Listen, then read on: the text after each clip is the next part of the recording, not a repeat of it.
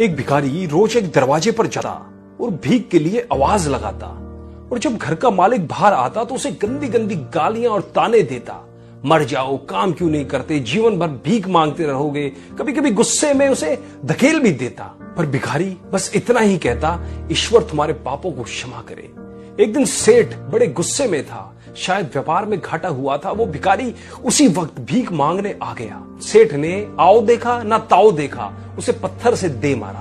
भिखारी के सर से खून बहने लगा। फिर भी उसने सेठ से कहा, ईश्वर तुम्हारे पापों को क्षमा करे, और वहां से जाने लगा।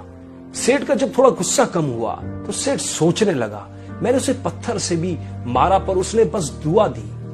इसके पीछे क्या रहस्य है, जानना पड़ेगा। और वह भिखारी के पीछे चलने लगा। भिखारी जहां भी जाता, सेठ उसके पीछे पीछे जाता। कहीं कोई उस भिखारी को कोई भीख दे देता तो कोई उसे मारता, जलील करता, गालियां देता, पर भिखारी इतना ही कहता, ईश्वर तुम्हारे पापों को क्षमा करे। अब अंधेरा हो चला था। भिखारी अपने घर लौट रहा था। सेठ भी उसके पीछे था। भिखारी जैसे ही अपने घर लौटा, एक टूटी फूटी खाट पे एक बुढ़िया सोई हुई थी जो भिखारी की पत्नी थी। जैसे ही उसने अपने पति को देखा, उठ खड़ी हुई और भीख का कटोरा देखने लगी। उस भीख के कटोरे में मात्र एक आधी बासी रोटी थी। उसे देखते हुए बुढ़िया बोली, बस इतना ही और कुछ नहीं, और ये आपका सर कहां फूट गया? भिखारी बोला, हाँ बस इतना ही, किसी ने कुछ नहीं दिया, सबने गालियां दी, पत्थर मारे, इसलिए ये सर फूट गया।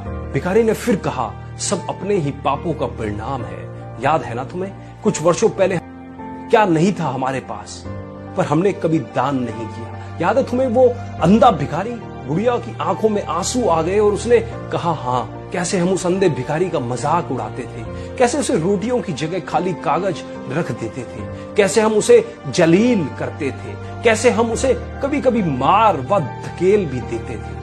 अब बुढ़िया ने कहा, हाँ सब याद है मुझे, कैसे मैंने भी उसे राह नहीं दिखाई और घर के बने नाले में गिरा दिया था।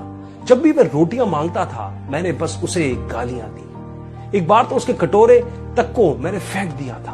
और वो अंधा भिखारी हमेशा कहता था, तुम्हारे पापों का हिसाब ईश्वर करेगा। मैं नहीं, आज उस भिखारी की बद्दुआ और हाय हमें ले डूबी। फिर भिखारी ने कहा, पर मैं किसी को बद्दुआ नहीं देता, चाहे मेरे साथ कितनी भी ज्यादती क्यों ना हो जाए, मेरे लब पर हमेशा दुआ रहती है। मैं अब नहीं चाहता कि कोई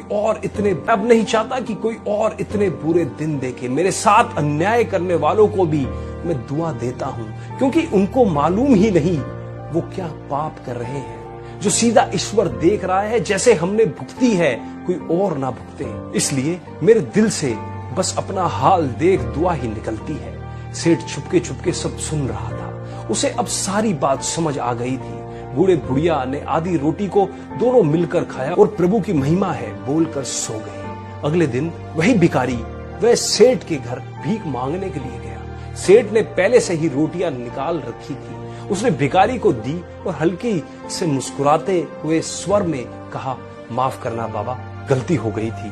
भिखारी ने कहा, ईश्वर तुम्हारा भला करे, और वो वहां से चला गया। सेठ को एक बात समझ आ गई थी, इंसान तो बस बद्दुआ देते हैं, पर पूरी वो परम पिता परमेश्वर, वो ईश्वर, वो जादूगर कर्मों के हिसाब से करता है। तो